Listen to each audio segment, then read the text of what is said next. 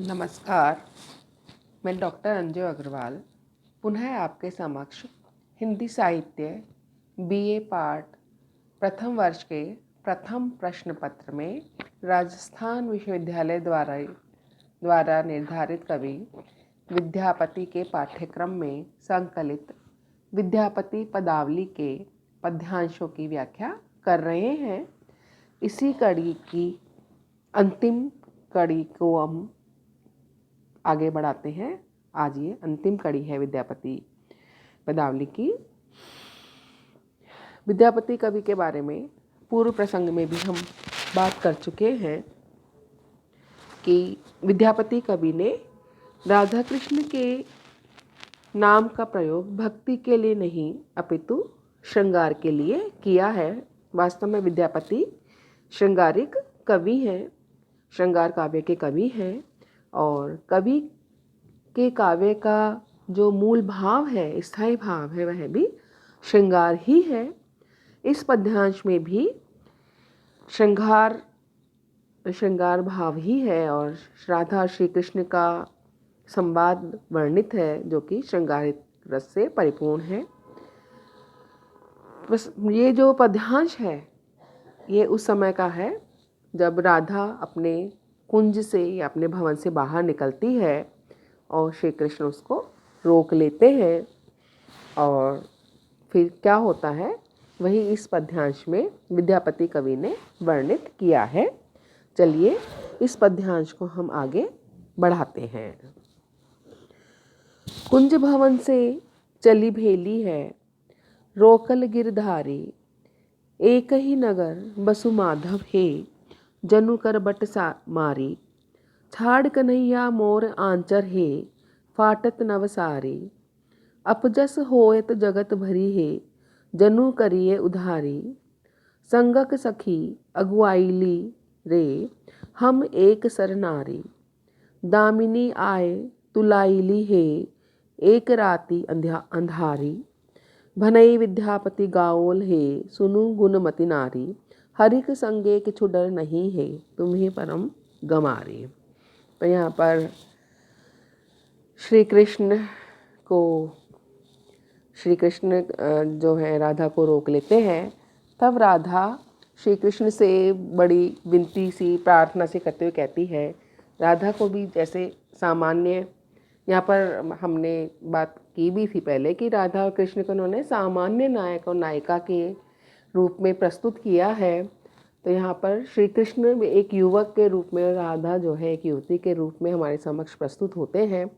और जब एक युवती को कोई युवक रोक ले तो उसकी जो मनोदशा होती है, समाज का उसके दिमाग में जो डर होता है, मन में जो डर होता है, वही डर यहाँ पर श्री कृष्ण के रोकने पर राधा को लग रहा है। और तब राधा जो कहती है श्री कृष्ण से, वह भाव वही भाव इसके अंदर कवि विद्यापति ने प्रस्तुत किया है। कुंज भवन से चली भेली है, रोकल गिरधारी, एक ही नगर बसु माधव है, जनु करबट मारी। कि हे माधव, हम और तुम एक ही नगर में रहते हैं और इस कारण से हम दोनों को ये सारा नगर जानता है। तो ऐसे में तुम मेरे रास्ते को मत रोको। छाड़ कन्हैया मोर आंचर है, फाटत नवसारी। कि हे कान्हा, तुम मेरा रास्ता मत रोको, ऐसे ज़बरदस्ती मत करो। ये मेरा आंचल जो है, तुमने जो पकड़ा है, इसको तुम छोड़ दो। मेरी नई साड़ी है, यह नई साड़ी फट जाएगी और तब अपजस होयत जगत भरी के, जनु करिए उधारी। कि तब इस संसार में, इस जग में मेरा बड़ा ही अपयश हो जाएगा। मेरा ये उधारी मतलब यहाँ पर उघड़ने से मतलब है कि अगर मेरी नई साड़ी फट जाएगी तो ऐसे में साड़ी फटने पर शरीर जो है वो उधड़ जाएगा, अर्थात दिखाई देने लग जाएगा। संगक सखी अगुआईली रे, हम एक सर नारी। कि ऐसे में जब साड़ी फट जाएगी, संसार में हमारा यश होगा तो जगत में बड़ी निंदा होगी। मेरी सारी सखियां भी आगे चली गई है। संगक सखी, जो सखियां मेरे साथ में आई थी, वो सब अब आगे चली गई है, जबकि हम सारे जने एक साथ ही आए थे और अब मैं तुम्हारे साथ में अकेले ही रह गई हूँ। हम एक सर नारी, दामिनी आए तुलाइली है एक रात अंधारी।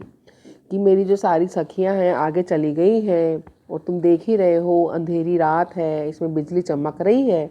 ऐसे में ये जो भयानक रात है इसमें मैं तुम्हारे साथ में अकेली रह गई हूँ, तो मुझे अकेले होने से बड़ा डर लग रहा है। इस अंधेरी रात में तुम्हारे साथ में अकेले होने के कारण मुझे बड़ा डर लग रहा है। तब भनई विद्यापति गाओल है सुनु गुणमति नारी, हरि के संगे किछु डर नहीं है तू है परम गमारी। तो विद्यापति कवि कह रहे हैं कि श्री कृष्ण राधा से कहते हैं कि हे गुणवती नारी, तुम मेरे साथ होने के बावजूद इस भयानक काली रात से डर रही हो। मेरे साथ होने पर तुम्हें किस प्रकार का डर लग रहा है, अर्थात किसी प्रकार का तुमको मेरे साथ होने का डर नहीं लगना चाहिए।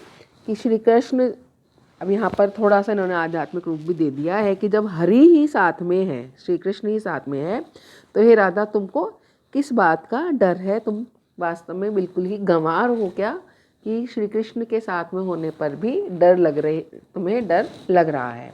कि श्री कृष्ण तो अपने भक्तों के साथ में या जिसके साथ में भी होते हैं वह निडर हो जाता है, और यहाँ पर तुम उनके साथ में होने के बावजूद भी डर रही हो, तो ये तुम्हारा डर बड़ा ही मूर्खता से परिपूर्ण है। यहाँ पर गमारी शब्द जो है मूर्खता के लिए प्रयुक्त यहाँ पर किया गया है। तो यहाँ पर हम इस पद्यांश में देखते हैं कि राधा जो है वो अपना थोड़ा वाक चातुर्य दिखाती है। तो हालांकि वो प्रेम करती है लेकिन फिर भी समाज का एक जो भय या जो डर है समाज में अपयश फैलने का, वो डर सामान्य युवतियों की भांति ही राधा को भी सता रहा है। यहाँ पर रति भाव की व्यंजना होने से प्रेयस अलंकार है। आज हम विद्यापति कवि की समस्त व्याख्याएं कर चुके हैं। इसको यहीं पर विद्यापति कवि को विराम देंगे। अगली कड़ी में हम अगला व्याख्यान, अगला कवि या द्वितीय प्रश्न पत्र जो है उसको लेंगे। नमस्ते, धन्यवाद।